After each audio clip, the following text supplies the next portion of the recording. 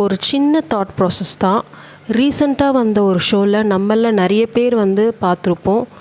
இப்போல்லாம் பார்த்திங்கன்னா ஒரு ஃபியூ இயர்ஸாக ஸ்கூல்ஸ்லாம் ரொம்ப ஹையாக ஃபீஸ் சார்ஜ் பண்ணுறாங்க அப்படின்னு சொல்லி நிறைய கம்ப்ளைண்ட்ஸ் தமிழ்நாட்டில் அங்கே இங்கேயும் ரைஸ் ஆகிட்டுருக்கு அப்படின்னு சொல்லி நம்ம அந்த ஷோவில் நிறைய கேள்விப்பட்டு பார்த்துருப்போம். ரீசன்ட் ஷோவில் நம்மலாம் படிக்கும்போது பார்த்திங்கன்னா ஸ்கூல் ஃபீஸே மேக்ஸிமம் பார்த்திங்கன்னா ஒரு 10,000 or 15,000 மேக்ஸிமம், அதுக்கு மேலே நம்ம தாண்டதே கிடையாது.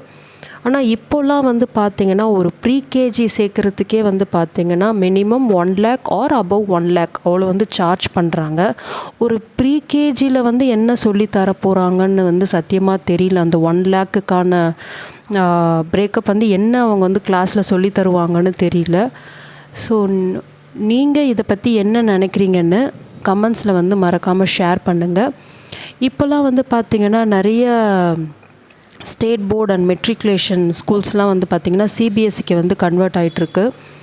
ஏன்னா பார்த்திங்கன்னா அப்போல்லாம் நிறைய ஸ்டேட் போர்டு மெட்ரிகுலேஷன் நிறைய இருந்ததுனால ஸ்கூல்ஸ் ரொம்ப கம்மியாக தான் இருக்கும். அதாவது எந்த விதமான பேட்டர்ன் ஃபேமிலியாக இருந்தாலும் சரி, அதாவது அப்பர் மிடில் கிளாஸாக இருந்தாலும் சரி, மிடில் கிளாஸாக இருந்தாலும் சரி, இல்லை ரிச் பீப்புளாக இருந்தாலும் சரி, எல்லாருமே சேர்ந்து ஒரே ஒரு ஸ்கூலில் தான் நல்ல குவாலிட்டியான ஒரு ஸ்கூலில் தான் ஜாயின் பண்ணி அங்கே எல்லா விதமான ஸ்டூடெண்ட்ஸும் ஒன்றா படிப்பாங்க. ஆனால் இப்போ பார்த்திங்கன்னா நிறைய ஸ்கூல் இன்ஸ்டியூஷன் நிறைய வந்துருச்சு இப்போது.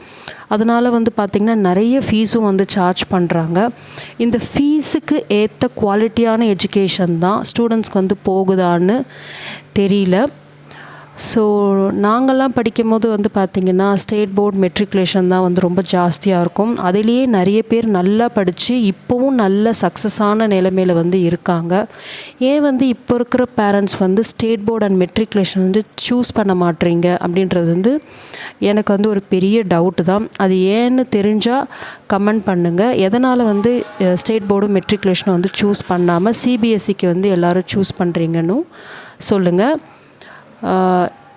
உங்கள் ஊர்லேயும் இதே மாதிரி ஃபீஸ் தான் சார்ஜ் பண்ணுறாங்களா, இல்லை நீங்கள் சிபிஎஸ்சியா இல்லை ஸ்டேட் போர்டாக மெட்ரிகுலேஷனில் உங்கள் பசங்களை எதில் சேர்த்துருக்கீங்கன்னு கமெண்ட் பண்ணிவிட்டு உங்கள் ஊரில் எவ்வளோ சார்ஜ் பண்ணுறாங்க அப்படின்றதையும் கமெண்ட்ஸில் ஷேர் பண்ணுங்கள்.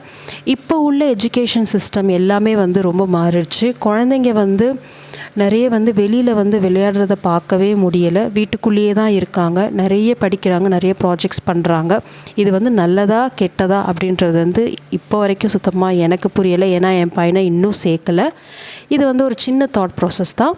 இன்னொரு வீடியோவில் இன்னொரு இன்ட்ரெஸ்டிங்கான கண்டென்ட்டில் உங்களை மீட் பண்ணுறேன். இந்த வீடியோவை மறக்காமல் லைக் பண்ணிவிட்டு சேனலையும் சப்ஸ்கிரைப் பண்ணிவிட்டு இந்த சேனலை சப்போர்ட் பண்ணுங்கள். இன்னொரு வீடியோவில் பார்க்குறேன். பாய்.